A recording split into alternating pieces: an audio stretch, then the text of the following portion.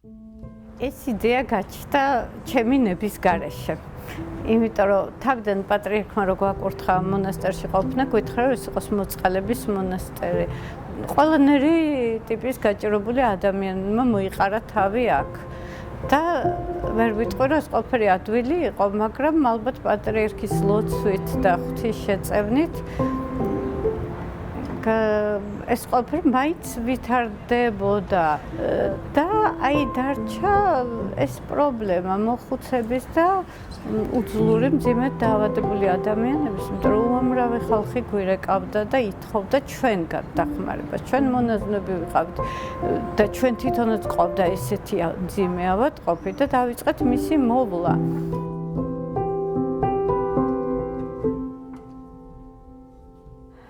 მე სახლიდან გამოვედი, დაღმართია ჩვენთან და დავეცი, დავარდი, ფეხი გადამიბრუნდა და ისე უშნოდ დავარდი, რომ ბარსაყის ჟალი ჩამოიტო. ექიმი შემოვიდა და უნდა გავეწერე სახლში ან სადმე. ოპერაცია დამთავრდა. იქ მეტყას აღაჩერება. ჩემ შვილმა დარეკა დედაოსთან, რომ დედა შემსავალ. ფეხი დაიმტვრაო და ეხლა ოპერაციიდან გამოვიყვანეო. ეხლა მე მოვიყვანე აქო. ეს დიდი სიკეთე გაგვიწია დედა მარიამ. სულ ყველანი უკარგები არიან, აი სულ ყველა ერთი მეორეზე უკეთესები.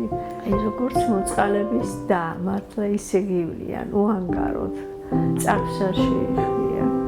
აბას აი ესა ჩვენი გარემო.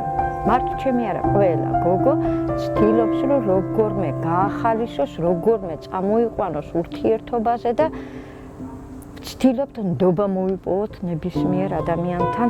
ჩვენ საერთოდ როგორც პაციენტებს არ მოიხსენიებთ არც ჩვენ ავადმყოფებს, იმიტომ რომ ესენი ხდებიან ჩვენი ნათესავები, ახლობლები, იმიტომ რომ იმდენად ახლოს ვართ მე ყოველდღიურობაში, რომ მე ესენი უკვე იცით რა გენდობიან, უფრო თამამი ხდებიან ურთიერთობაში.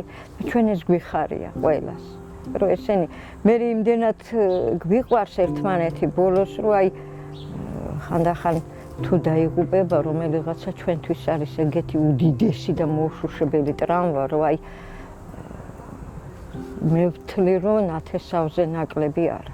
მე მოვიდა ჩემთან და მითხრა რომ ეს უნდა გააკეთო. ნუ აი წრე შეიკრა და საშველი აღარ იყო. რა თქმა უნდა, შორს ვიჭერდი თავს, იმიტომ რომ ვიცოდი ამის სიძნელე. საკუთარი გამოცდილებით დავრწმუნდით, რომ ეს ძალიან რთული ამბავია.